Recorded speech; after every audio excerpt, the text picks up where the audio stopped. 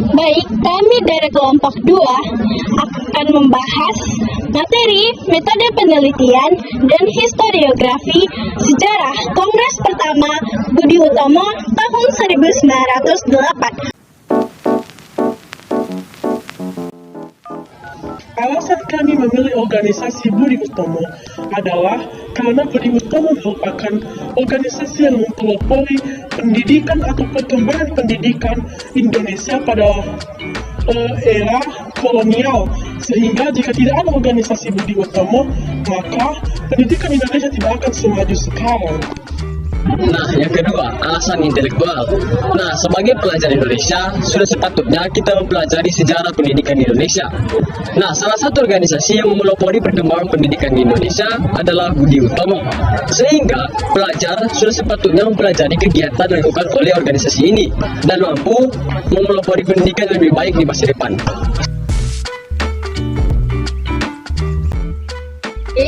Jenis historiografi dan masa periodisasi. Jenis historiografi dari sejarah Budi Utomo adalah historiografi kolonial karena merupakan sejarah pada era periodisasi kolonialisme Barat, tepatnya pada tahun 1908. Sumber sejarah pada penelitian ini ada dua jenis. Yang pertama sumber primer, yakni foto-foto yang diabadikan oleh seseorang di Kongres pertama Budi Utomo pada masa itu. Kemudian sumber yang kedua yakni sumber sekunder, terdiri atas dua buah sumber.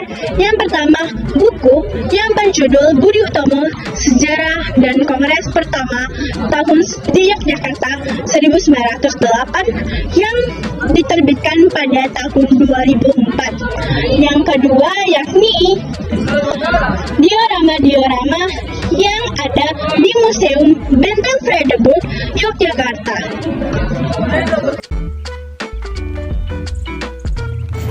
D. Verifikasi. A. Sumber sejarah primer atau lemah. Kedua foto ini merupakan foto yang diambil pada saat Kongres 1 Budi Utomo yang tersebar di internet. B. Sumber sejarah sekunder. Pada gambar yang pertama merupakan cover dari buku Budi Utomo, dan pada gambar yang kedua merupakan foto yang diambil pada saat diorama Kongres Pemuda 1 Budi Utomo di Museum Benteng Vredenburg, Yogyakarta. Pada awal abad ke-19, para pelajar Jawa atau Stovia menyadari suatu hal tentang kemerdekaan dan kebangsaan Indonesia.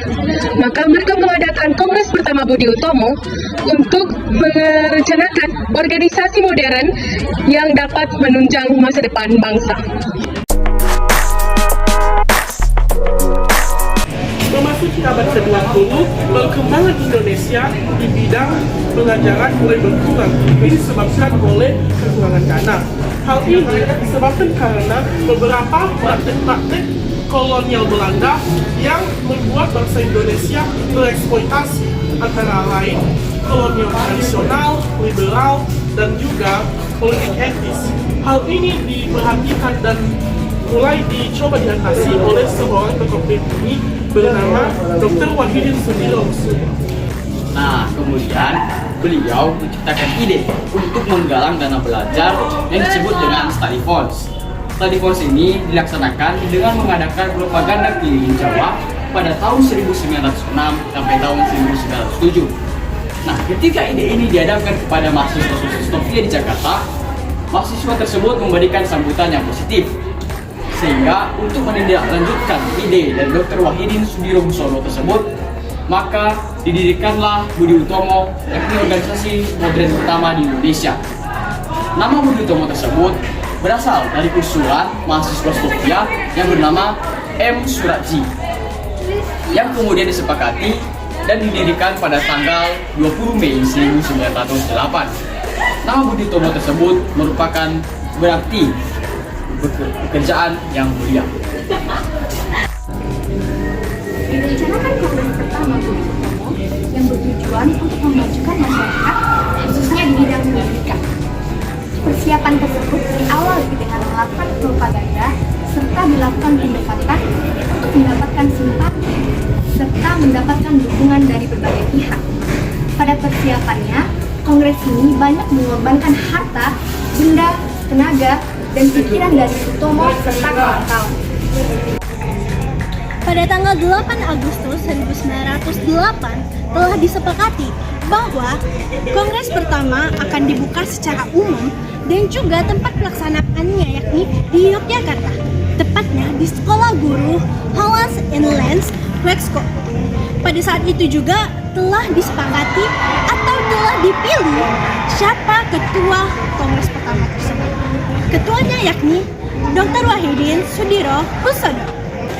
Kongres berlangsung pada bulan puasa, tepatnya pada tanggal 3 sampai dengan 5 Oktober 1908 di Sekolah Guru HIK Jatisarjo, Yogyakarta, dan kongres dilaksanakan di ruang makan.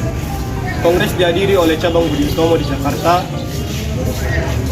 Bogor, Bandung, Yogyakarta 1 dan 2, Magelang, Surabaya, dan Probolinggo, serta dihadiri juga oleh para anak raja dan bangsawan. Kongres pertama Budi Utomo dilaksanakan pada tanggal 3 Oktober 1908, dibuka resmi oleh Dr. Wahidin dan dilaksanakan pada Senin pukul 9 malam. Pada saat itu ada 5 pembicara utama. Yang pertama ada R. Sutomo dari Sofia Lotte, yang kedua ada M. Joko Saroso yang berasal dari Quick School Yogyakarta, dan ketiga ada R. Marco yang berasal dari Hufden School Magelang. Yang keempat ada Dr. M.B. Mangunkusumo yang berasal dari Surakarta, dan yang kelima ada M. Gunawan Mangunkusumo yang berasal dari Sofia Lotte. Pada tanggal 4 Oktober 1908 dilaksanakan pemilihan badan pengurus organisasi ini, di mana hasil pengurusnya dipegang oleh para bangsawan tinggi dan juga golongan tua. Dalam pelaksanaan Kongres pertama Budi Utomo terdapat berbagai tantangan, yakni perbedaan pendapat yang signifikan. Nah, beberapa bulan setelah dilaksanakannya Kongres pertama ini, pengurus besar telah berhasil merumuskan program kerja Budi Utomo. Berikut adalah program kerja Budi Utomo. Yang pertama, program permohonan kepada pemerintah Belanda terdiri atas 8 poin. Poin yang pertama, menyempurnakan mutu pendidikan di Quick School dan juga Sofia. Yang kedua, mempertahankan mutu pendidikan di Sofia. Ketiga, menciptakan sekolah-sekolah Froebel bagi anak pribumi, baik itu laki-laki maupun perempuan. Membuka pintu sekolah dasar Eropa bagi anak-anak pribumi, atau membangun sekolah dasar anak pribumi yang serupa mutu pendidikannya dengan sekolah Eropa ataupun sekolah Cina. 4. Pendidikan sekolah dagang sangat kaum perempuan. Menyediakan lebih banyak tanah untuk sekolah pertanian. 6. Memberikan beasiswa bagi murid-murid pada saat 7. Memberikan izin untuk pendidikan beasiswa, dan terakhir adalah memberikan izin untuk Budi Utomo mendirikan sekolah-sekolah desa. Baik, langkah-langkah yang dilakukan ada 6. Yang pertama ialah mendirikan sekolah perempuan sebanyak-banyaknya, dan yang kedua ialah mendirikan yayasan untuk menyantuni para peminta-minta tua dan muda.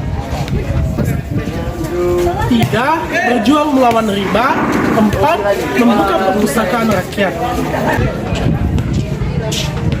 5. Menggunakan sebagian anggaran untuk beasiswa ini.